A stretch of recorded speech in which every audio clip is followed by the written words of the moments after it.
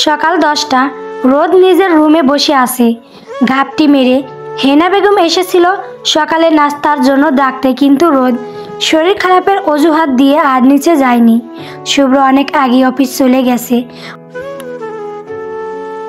রুহি একবার এসেছিল রোদ কলেজ যাবে কিনা, এই জন্য, কিন্তু শরীর খারাপের জন্য তার জোরাজোরি করেনি। নীলা রুহি দুজন মিলে কলেজ চলে গেছে। রোদ বিছানার উপর হাত পা গুটিয়ে বসে আছে আর আজকে সকালটা ঘটে যাওয়ার কথাগুলো ভাবতে আসে। আচ্ছা, সত্যি শুভ্র জীর্ণ তো? তা না হলে তাকে নিজের রুমে নিয়ে গেল কি করে? সে তো দরজা বন্ধ করে ঘুমিয়েছিল। তাহলে রোদ এক হাত গালে দিয়ে গভীর চিন্তায় করছে। সে তো তার জামাই জিন ভেবেছিল। সে কি জানতো ওইটা তার খবিশ বর? তাহলে তো আর কিছুই বলতো না। শুভ্র যে রোদকে থাপ্পড় মারছে, সেই গালে হাত দিয়ে বলে উঠে, রোদ শালা খবিশ বেড়া, কথায় কথায় থাপ্পড় মারবে? মনে তো হচ্ছে আমার গাল সরকারি শয়তানি বেড়া। রোদ কথাগুলো ভেবে আমার মনে মনে বলে উঠে, আমাকে যতগুলা থাপ্পড় দিয়েছে এতদিনে সব থাপ্পড়ের শোধ তুলব আজকে। কিন্তু এই বেড়ার সাথে শক্তি দিয়ে, ক্ষমতা দিয়ে কখনোই তো পারবো না। কি করে নিজের থাপ্পড়ের প্রতিশোধ নিব? হ্যাঁ, রোদ কথাগুলো ভাবতে মাথায় একটা শয়তানি বুদ্ধি আসে। মনে মনে সব কিছু ঠিক করে তারপর বলে, রোদ জানি কাজটা রিস্ক, তারপরও রিস্ক না নিলে তো সিক্স মারা যায় না। রোদ খুশি খুশি মনে বিছানা থেকে উঠে শুভ্রের রুমে চলে যায়। দরজা খুলে আশেপাশে উকি দেয়। কাউকে না দেখে পা টিপে টিপে রুমের ভিতরে ঢুকে শুভ্রের কাবার কাছে গিয়ে কতক্ষণ খোঁজাখুঁজির পর কিছু একটা পেয়ে মুখে বিশ্বজয়ের হাসি। শুভ্রের রুম থেকে বেরিয়ে রুহির রুমে গিয়ে কিছু নিয়ে তারপর নিজের রুমে এসে সেইগুলো একটা ব্যাগে রাখে।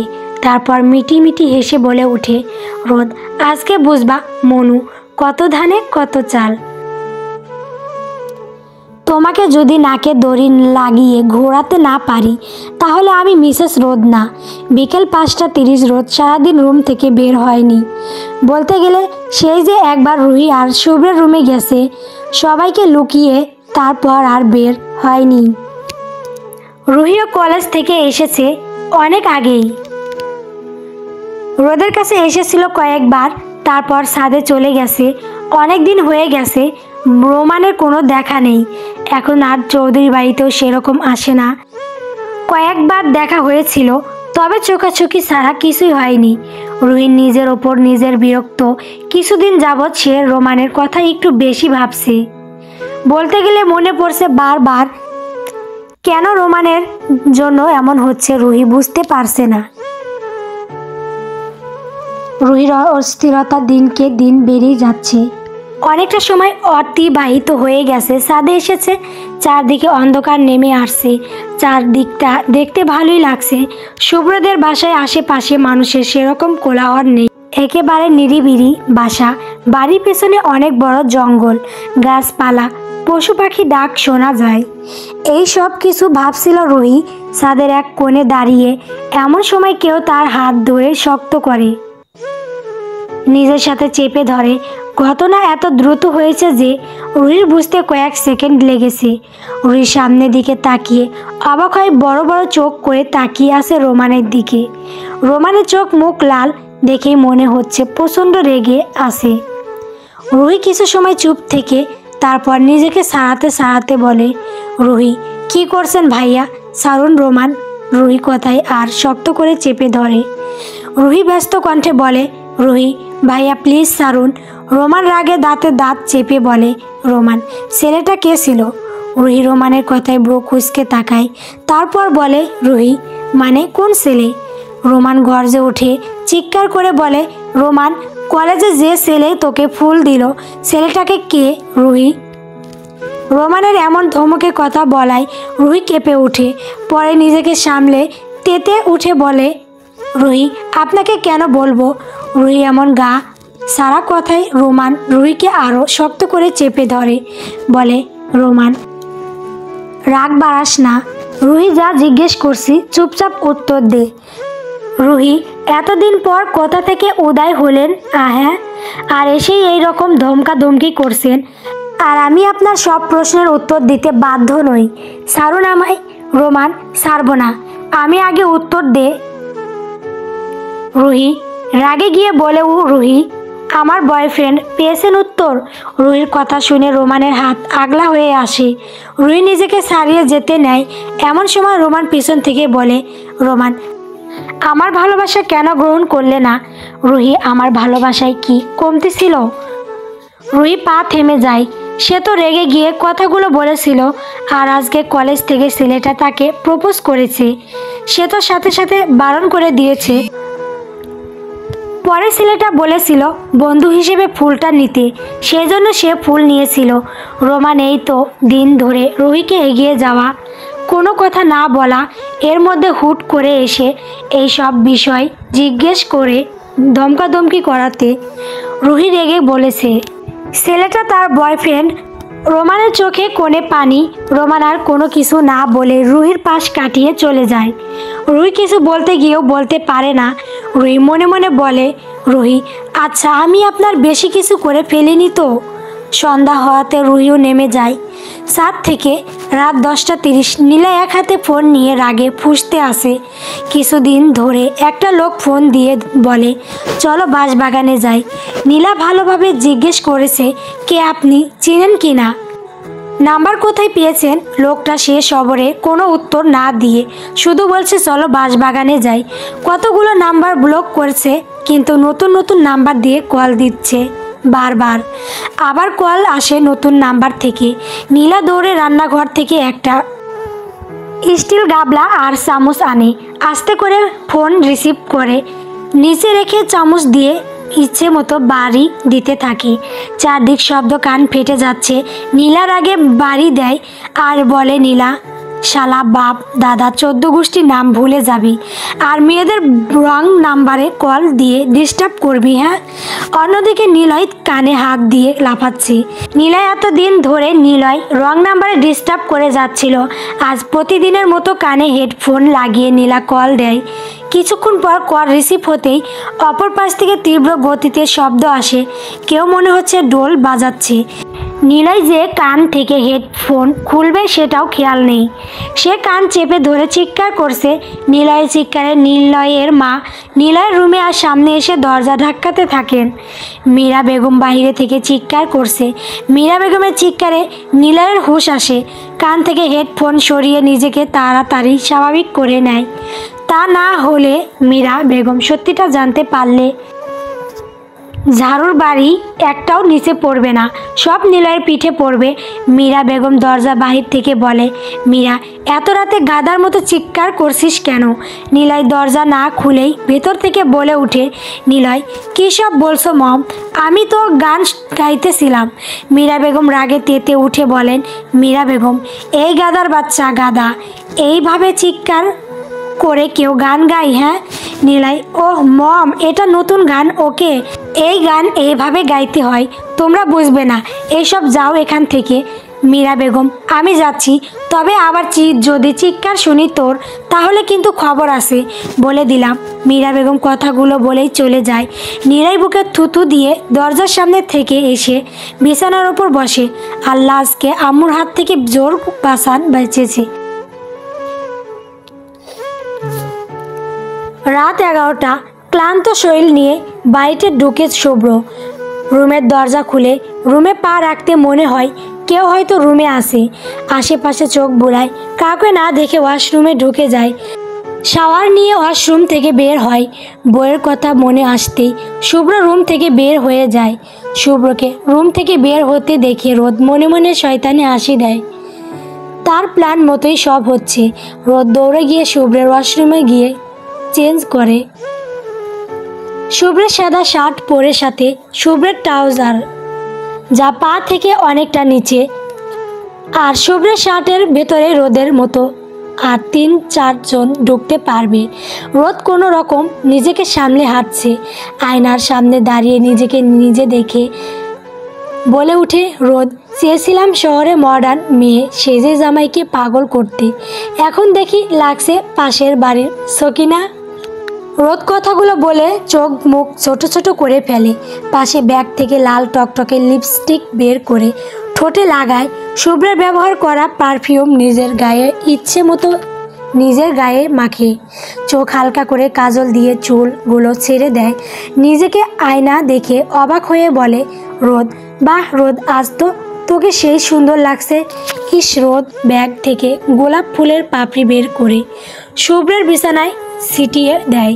রুমের লাইট অফ করে ডিপ লাইট অন করে এক পাশে লুকিয়ে পড়ে। শুভ্র আসার অপেক্ষায়। এদিকে শুভ্র রোদের রুমে এসে দরজা খোলার প্রায় রোদের পুরো বাড়ি খুঁজে, কিন্তু কোথাও রোদের দেখা নেই। শুভ্রের এখন প্রচণ্ড রাগ হচ্ছে। শুভ্র রেগে নিজে নিজে বলে উঠে, শুভ্র, 400 গ্রামটা একটা মেয়েকে সামলাতে পারি না। সে সময় পেলে খালি উড়াল দেয়।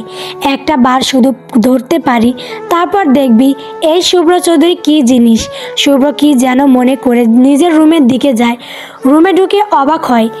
রুমের ডিম লাইট আলো, চারদিকে তীব্র ফুলের গন্ধে শুভ্র নাক মুখ কুঁচকে ফেলে। শুভ্র রুমে ঢুকে বেডের পাশে আসতেই পিছন থেকে শক্ত করে জাপটে ধরে রোদ। প্রথমে অবাক হলেও পর মুহূর্তে রোদ বুঝতে পেরে মুচকি হাসে শুভ্র। রোদকে সামনে দেখে ঘুরিয়ে শুভ্র রোদের দিকে চোখ বড় বড় করে তাকায়। ডিম লাইট মৃদু আলোতে সাদা শার্ট গায়ের সাথে ফুটে আসে। শার্ট বড় হওয়াতে কাঁধ থেকে পড়ে গেছে অনেকখানি। শুভ্র জোরে জোরে শ্বাস ফেলে। শুভ্র রোদের দিকে কেমন করে যেন তাকিয়ে আসে। শুভ্র রোদকে ছেড়ে কিছুটা দূরে পিছিয়ে যায়। আস্তে করে বলে, শুভ্র, তুমি এখানে? রোদ দাঁত কেলিয়ে হাসে। শুভ্র ব্রো কুঁচকে তাকায়। সে বোঝার চেষ্টা করছে রোদ কি করতে চাচ্ছে। রোদ শুভ্রের দিকে এগিয়ে কাঁপা কাঁপা হাতে শুভ্রের গলা জড়িয়ে ধরতে নেয়। হাইটে ছোট হওয়াতে ব্যর্থ হয়। শুভ্র রোদকে নিজের সাথে জড়িয়ে ধরে। রোদ শুভ্রের গলা জড়িয়ে ধরে শক্ত করে। রোদের এমন হঠাৎ করে কাছে আসাতে শুভ্রের পুরো শরীর জ্বলে কম্পন সৃষ্টি হয়। অস্থিরতা বাড়ে। শুভ্র নিজেকে সামলে জোরে শ্বাস ফেলে। রোদকে বলে, শুভ্র বউ, চুপচাপ রুমে গিয়ে ঘুমিয়ে যাও। রোদ শুভ্রের কথার সাথে সাথে না বোঝায়, তার মানে শেষ যাবে না। শুভ্র, খুব কষ্টে নিজেকে কন্ট্রোল রাখছি বউ, এমন পাগলামি করো না, রুমে যাও। রোদ, এইরকমভাবে কেন বলছো বেবি? আমি তো তোমার সাথে বাসর করতে এসেছি। শুভ্র রোদের কথায় চোখ বড় করে তাকায়। তারপর বলে, শুভ্র, বাসরের মানে বুঝিস তুই? হ্যাঁ রোদ, সব বুঝি আমি। শুভ্র, 400 গ্রাম শরীর আমাকে সামলাতে পারবি তো? শুভ্র এমন কথায় রোদ নড়ে চড়ে উঠে। আমতা আমতা করে বলে, রোদ, কেন পারবো না? অবশ্যই পারবো। শুভ্র, অনেক পেকে গেছিস। বয়স কত তোর? হ্যাঁ, বাসর করতে এসেছিস, আমার সাথে ভয় লাগছে না? রোদ শুভ্রের দিকে তাকিয়ে বলে উঠে, রোদ, ভয় কেন লাগবে জান? তুমি তো আমার স্বামী। আমার বয়সে আমি ছোট হলেও মনের দিকে দিয়ে বাসর করার জন্য একদম বড়, বুঝছো? শুভ্র অবাক রোদের কথায়। এই মেয়ের হঠাৎ কি হলো? এই রকম কথায় কথায় জান বেবি ডাকছে, নিজের বিপদ নিজে ডাকছে। শুভ্র কপাল কুঁচকে ফেলে। কিছু বলতে যাবে, কিন্তু রোদ থামিয়ে দিয়ে শুভ্রকে বলে উঠে, রোদ, এই সত্যি সত্যি আপনার সিস্টেম সমস্যা নেই তো? আমার কিন্তু সন্দেহ হচ্ছে। এই আপনি হারবাল খান যান। আমি যাচ্ছি, বারবার আমাকে দূরে যেতে বলতে হবে না। শুভ্রের এবার রেগে যায়। এই মেয়ে ভালোর জন্য এতক্ষণ বলেছিল রুমে গিয়ে ঘুমিয়ে যেতে, আর তাকে কিনা বলছে তার সিস্টেম খারাপ। সে শুভ্র রেগে রোদকে শক্ত করে চেপে ধরে, বলে, শুভ্র, আজকে তোর খবর আছে রোদ, নিজের বিপদ নিজে ডেকে আনলি। রোদ ডোন্ট কেয়ার ভাব নিয়ে বলে, রোদ ছাড়ুন আপনি, এই সিস্টেম সমস্যা লোকের সাথে আমি থাকবো না, আমি আমার জিনের সাথে চলে যাব। শুভ্রকে রাখতে দেখে রোদ ভয় পেয়ে যায়। এতক্ষণ সাহস করে এত কিছু বললেও শুভ্রের এমন দৃষ্টি দেখে ভয় পাচ্ছে।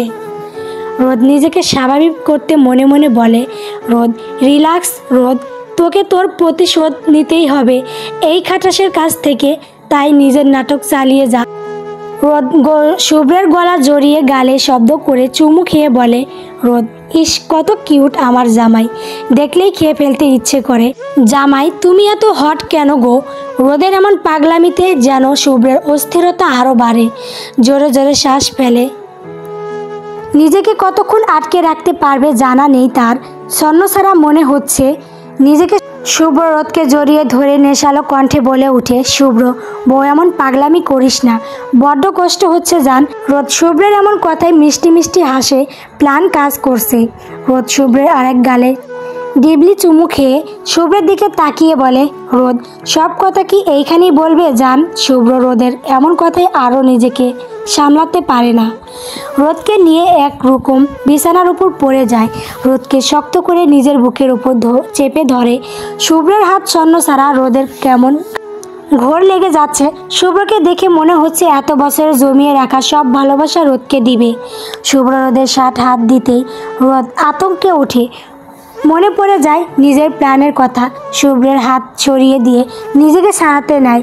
শুভ্র রোদকে ছেড়ে কপাল কুঁচকে তাকায়। রোদ আমতা আমতা করে বলে, রোদ একটু সরুন তো। শুভ্র, কেন? রোদ, প্লিজ একটু সরুন, তারপর বলছে। শুভ্র রোদের উপর থেকে সরাতে রোদ শুভ্রের বুকের উপর বসে। মাথা নিচু করে শুভ্রের খালি বুকে জোরে কামড় বসায়। শুভ্র প্রথমে ব্যথায় চিৎকার করলেও পরে দাঁত চেপে শক্ত হয়ে পড়ে থাকে। শুভ্রের চোখ বন্ধ। শুভ্র চোখ খুলতে দেখে রোদ তার উপর থেকে উঠে বিছানা থেকে নেমে এক রকম পালাচ্ছে। প্রথমে বিষয়টা বুঝতে না পারলেও এখন বুঝতে পারছে রোদ দৌড়ে পালাতে যাবে। এমন সময় শুভ্র বলে, শুভ্র, রুম থেকে এক পা বাইরে দিবি না রোদ। আমার সাথে চালাকি করা না, আজকে এই চালাকি শোধ আমি নেব। রোদ দৌড়ে দরজা থেকে যেতে নিবে, তার আগে শুভ্র দরজার কাছে গিয়ে দাঁড়ায়। শুভ্র দুষ্ট হেসে বলে, শুভ্র, বাসর যখন করতে এসেছেন মিসেস রোদ, তো আপনাকে ফুল বাসর করেই যেতে হবে। শুভ্রের এমন কথায় রোদের ভয় লাগছে শেষে কিনা নিজের জালে নিজেই ফেসে গেল। গল্প বাঁধনহারা প্রেম।